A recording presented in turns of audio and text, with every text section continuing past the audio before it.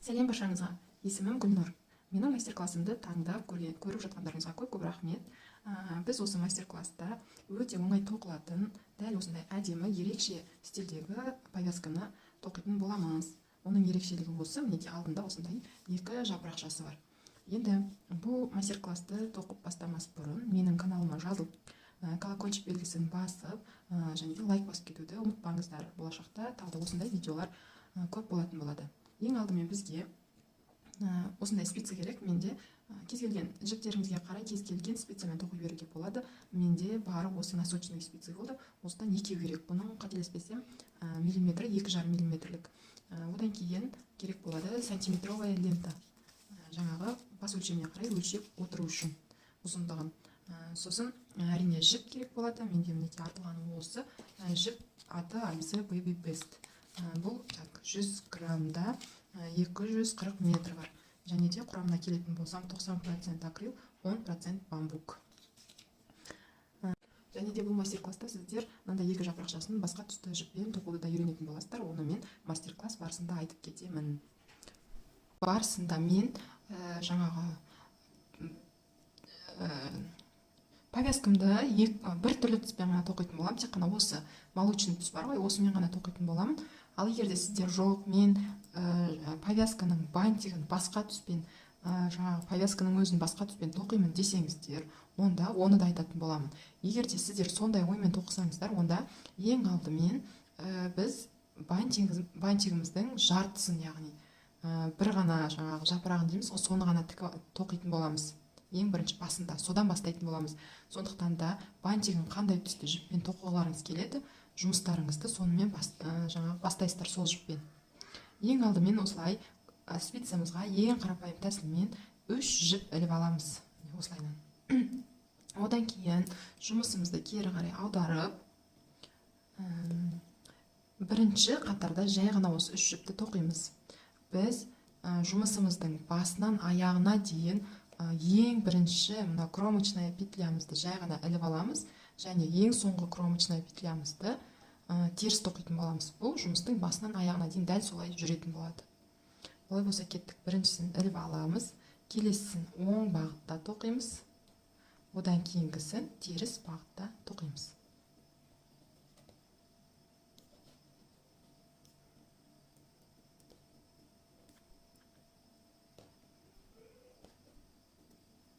Осылайынан. Келесі жұмысымызды аударамыз, бұрамыз. Одан кейін келесі рядтан бастап біз уже жібімізді, жаңағы жіп санын көбейтетін боламыз. Сол үшін ең бірінші жібімізді жай ғана іліп аламыз, кромочная петлямызды. Келесіге осылай накид ілеміз. Сосын келесі жіпті ортасында тұрғанды оң бағытта тоқимыз. Одан кейін жаңағы бір накид іліп аламыз да, соңғы жібімізді теріс бағытта тоқимыз. Дәл осылай. Яғни бірінші жұмысымыздың басындағы, ең басындағы кромочная петлядан кейін накид, және де ең соңғы петля, яғни ең соңғы кромочная петляның алдында накид ілетін боламыз әрқашанда. Ары қарай келесі кромочная петляны іліп аламыз. Одан кейін бізде міне накид тұр. Егерде біз накидті дәл осылай алатын болсақ, осылайдан тоқитын болсақ, бізде мына жерде не пайда болады? Әрине тесік пайда болады. Бізге оның қажеті жоқ. Сондықтан да біз оны осылай айқастырып тоқитын боламыз бұл накидті. Айқастырып дегеніміз мінекей, мына екеуінің ортасынан дәл осылай іліп тоқимыз. Оң бағытта тоқимыз. Сол кезде бізде ешқандай да тесік пайда болмайды. Келесісін тағы да оң бағытта. Одан кейінгі келесі мына жерде менде тағы да бір накид тұр. Бұл накидті да біз осылай айқастырып тоқитын боламыз.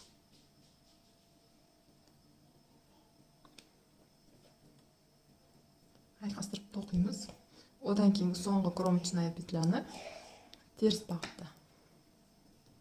Жұмысымызды аударамыз. Келесі біріншісін іліп аламыз. Одан кейін накид. Келесі оң бағытта қалған жіптерімізді тоқимыз. Соңғы, яғни кромочная петляның алдынан тағы да бір рет накид ілеміз де, соңғысын кромочнаяны теріс бағытта тоқимыз. Міне.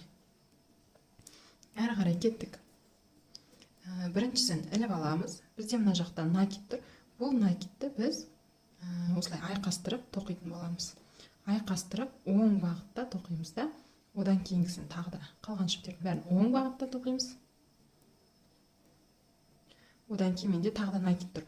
Бұны да осылай айқастырып оң бағытта тоқимыз. Соңғысын теріс бағытта тоқып шығамыз.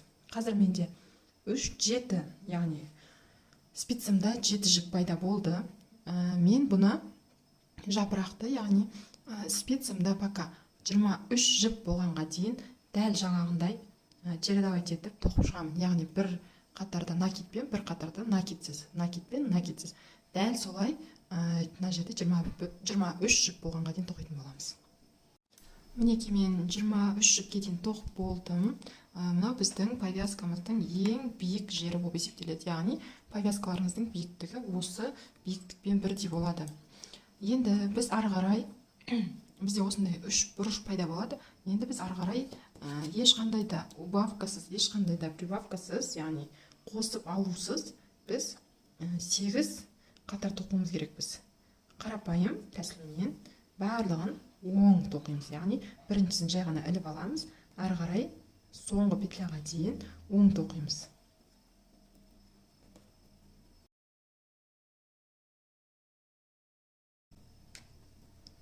Соңғы петляны теріс тоқимыз. Келесі тоқымамызды аударамыз. Қайтадан біріншісін іліп аламыз, ары қарай бәрін оң бағытта тоқып шығамыз.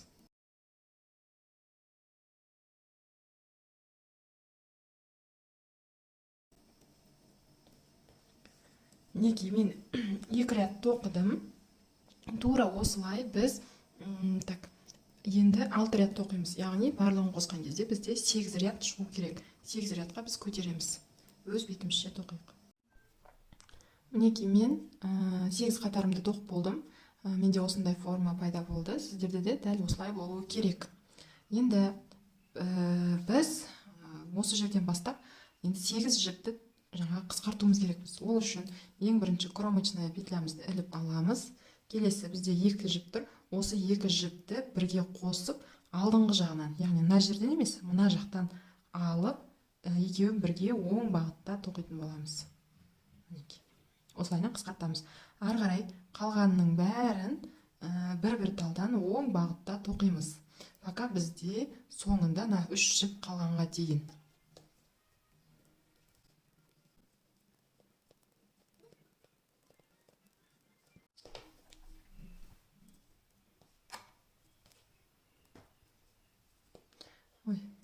Менде соңында тағы да 3 жіп қалды.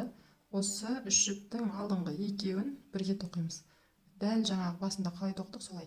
Мінекей, алдыңғы жағынан алып, оң бағытта тоқимыз бірге. Келесі соңғы кромочная петляны теріс бағытта тоқимыз. Ары қарай келесі рядты ешқандай да өзгертусіз, жай ғана барлығын оң бағытта тоқып шығамыз.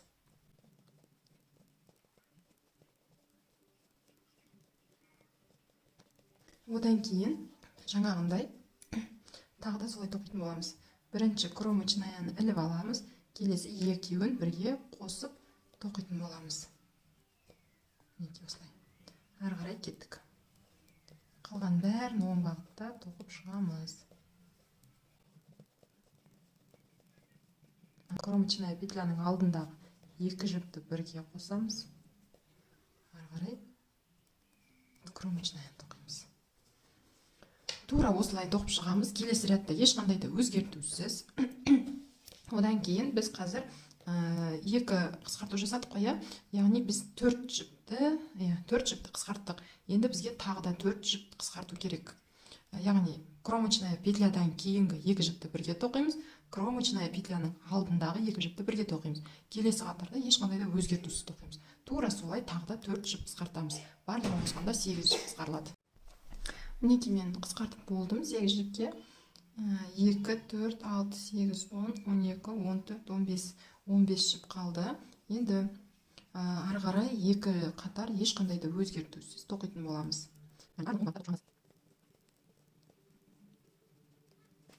бір ряд тоқып болдым. Енді келесі екінші ряд тоқимыз.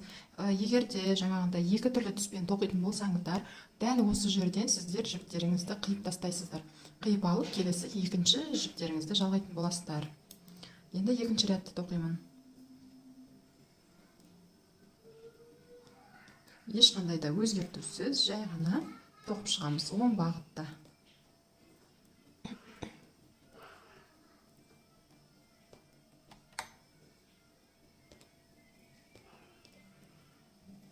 Мінекей бізде осындай гүлдің жапырағы шығады, бантигіміз, яғни жапырақ десек те болады, осындай жапырақ пайда болады. Енді біз келесі рядтан бастап жаңағы қысқартқан 8 жібімізді қайтадан толтыруымыз керекпіз орнына. Ол үшін жібімізді тоқымамызды айналдырамыз. Бірінші кромочная петлямызды іліп аламыз. Келесі бағанағындай осылай жай ғана накиделетін боламыз. Ары қарай барлығын оң бағытта тоқимыз. Соңғы жаңағы неге дейін, кромочная петляға дейін барлығын оң бағытта тоқып шығамыз. Соңғы кромочная петляның алдында тағы бір рет накиделеміз. Одан кейін теріс тоқимыз, кромочная петлямызды. Тоқымамызды айналдырамыз. Келесі қатарда біз ешқандай да өзгертусіз жай ғана барлығын оң бағытта тоқимыз. Накидімізді жаңағындай айқастырып тоқитын боламыз.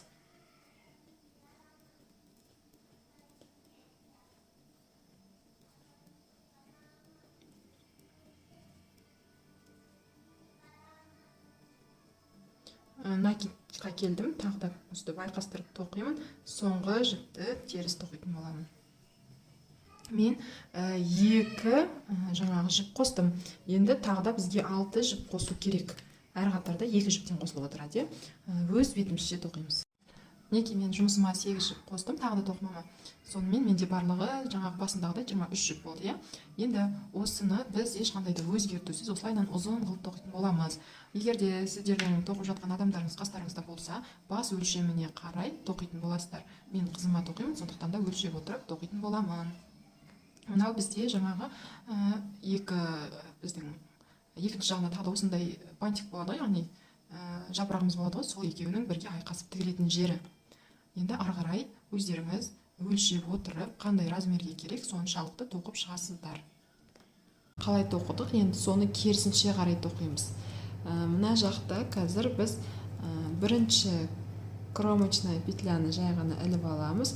Келесі екі петляны бірге алдыңғы бетінен тоқитын боламыз. Ары қарай қалған соңғы 3 петляға дейін бәрін оң бағытта тоқып шығамыз.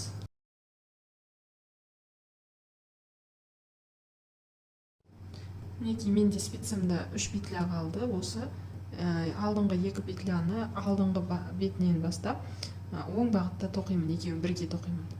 Соңғы петляны теріс тоқимын.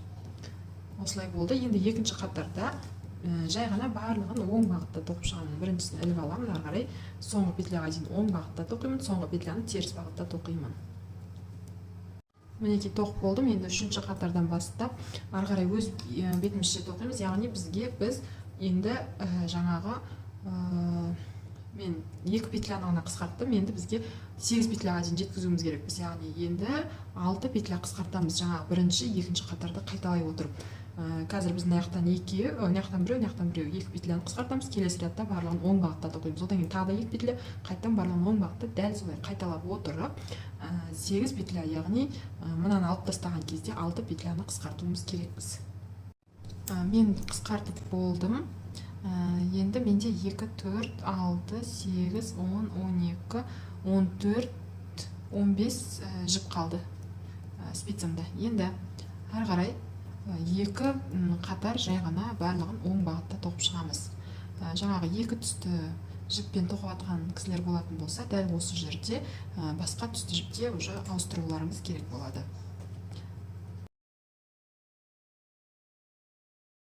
Бірінші қатар, келесі екінші қатар.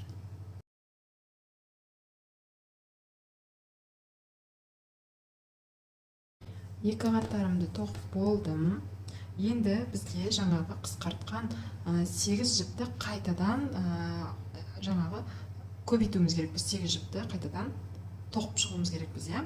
Ол үшін бағана басында қалай істедік, дәл солай жасаймыз. Тоқымамызды бұрамыз, бірінші жібімізді іліп аламыз, келесі накидлемізді ары қарай қалған жіптерімізді оң бағытта соңғы петляға дейін тоқып шығамыз. Соңғы петляның алдында тағы бір рет накидлемізді, ең соңғы петлямызды теріс бағытта тоқимыз. Келесі тоқымамызды аударамыз. Мына жерде бірінші жібімізді іліп аламыз, екінші бізде накид тұр. Накидті айқастырып, оң бағытта тоқимыз.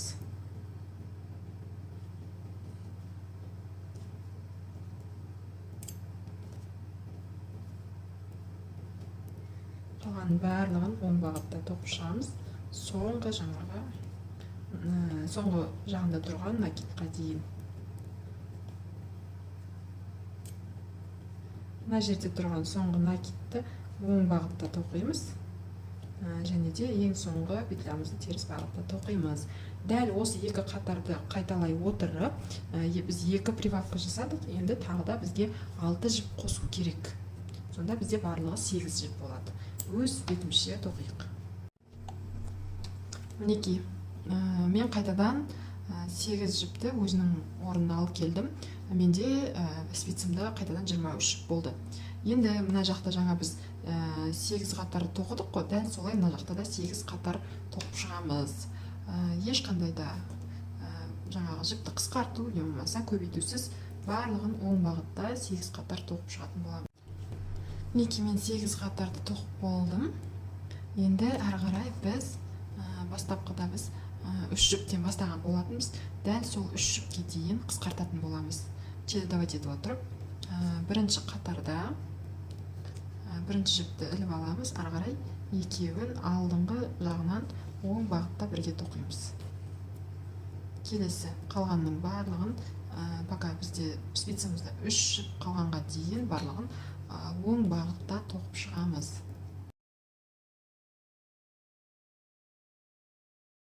Енді 3 жіп қалды. Алдыңғы екеуін алдыңғы жағынан алып, оң бағытта бірге қосып тоқимын. Енді мына соңғысын теріс тоқимын. Тоқымамызды бұрамыз. Келесі екінші қатарды біз жай ғана барлығын оң бағытта тоқып шығатын боламыз. Соңғы кромочная петляны теріс бағытта тоқимыз. Осы екі қатарды чередовать етіп отырып, біздің спицамызда 3 жіп қалғанға дейін өз бетімізше тоқимыз. Енді қараңыздар, бізде спицамызда осылай 5 жіп қалды, иә? Біз мұны бұлай қысқартамыз.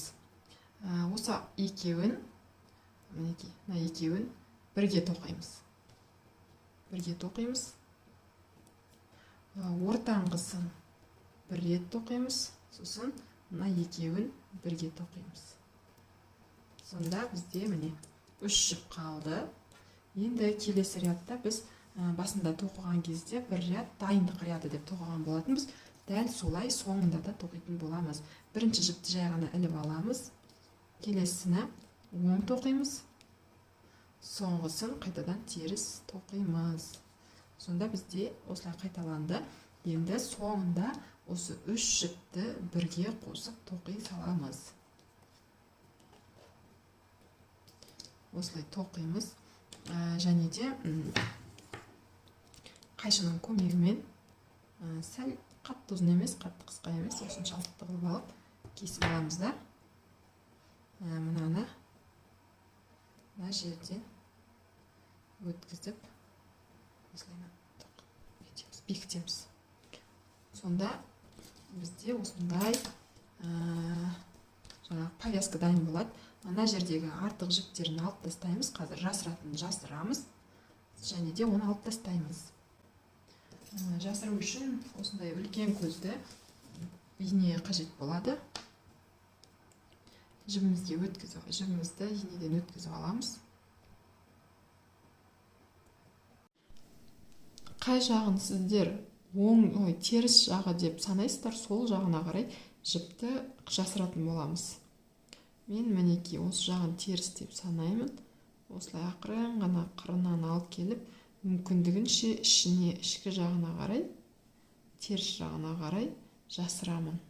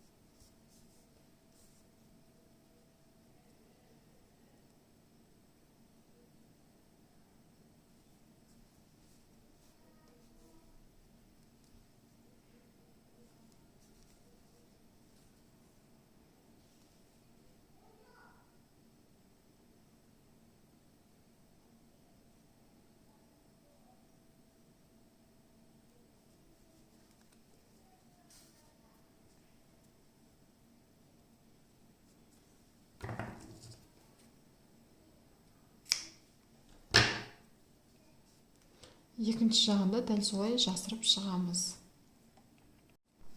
Енді осылай инемізді сабақтап аламыз жібімізбен, өзіміздің тоқыған жібімізбен. Сосын бас жағын сәл ғана жаңағы түйін жасаймыз. Кішкене білінер білінбес түйін жасап аламыз.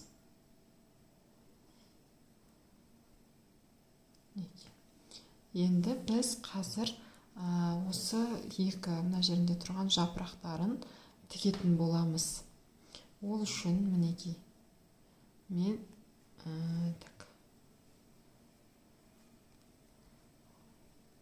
осылай аламыз.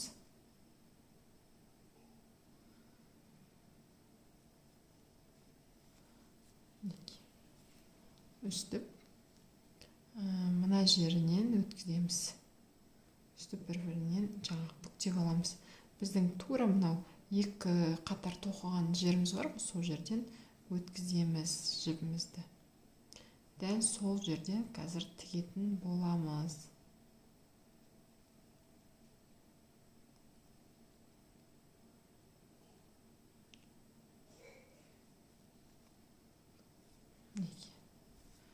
Өстіп өткіземіз.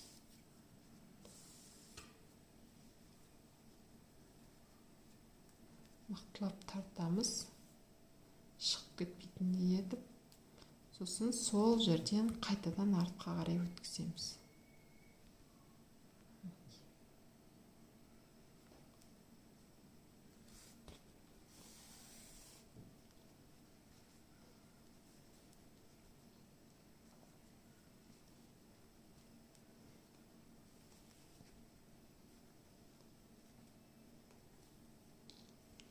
Қайталап өткізсек те болады.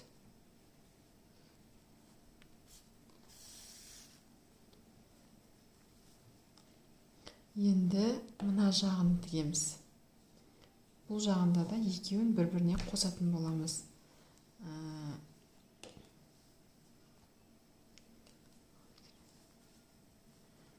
Осылай қосылу керек бізге. Мына жағын енді тура солай тігеміз, бірақ екеуін енді бір-біріне жалғаймыз. Біз жаңа осылайынан алдық қой. Аламыз да мына жерінен тігеміз. Тура өзіміздің тоқымамыздан, екі қатар тоқыған жерімізден тігеміз. Сонда екеуі міне бір-біріне осылайынан жалғанатын болады. Қаттырақ тартамыз да қайтадан сол жерден өткізіп, енді екеуінен бірақ өткіземіз.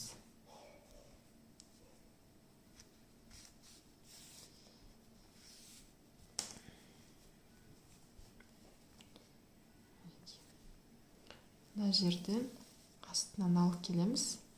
Мына жағынан алып келіп, қайтадан осы жерінен бір өткізіп аламыз.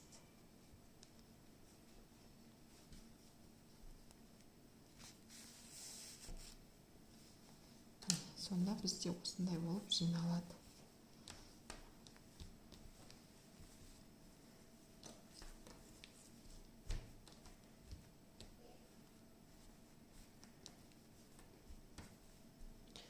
Енді мына жіпті ақырын ғана осы жақтарына ішкі жағына қарай жасырамыз.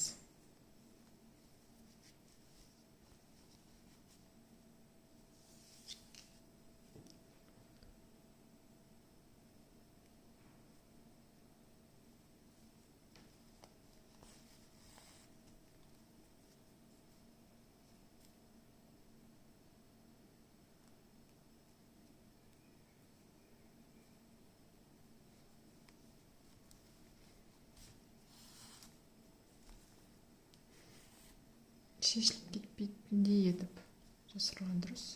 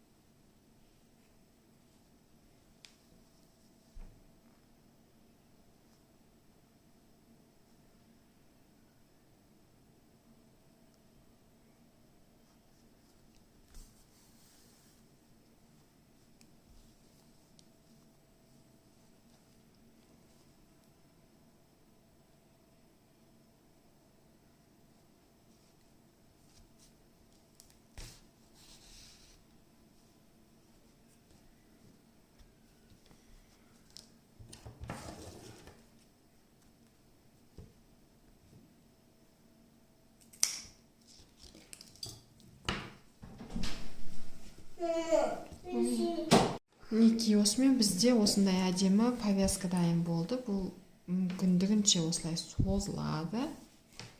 Мінекей, мына жерінде ерекше бантигімен, не болмаса жапырақтармен десек те болады. Оңай, тоқылуы ешқандай қиындығы жоқ. Барлықтарыңыз менімен бірге болғандарыңызға рахмет. Менің каналыма жазылуды және де менімен бірге болғандарыңызға көп рахмет. Менің каналыма жазылып және де колокольчик белгісін басып, жаңағы лайк басуды ұмытпаңыздар. Ол мен үшін өте маңызды. Сау болыңыздар.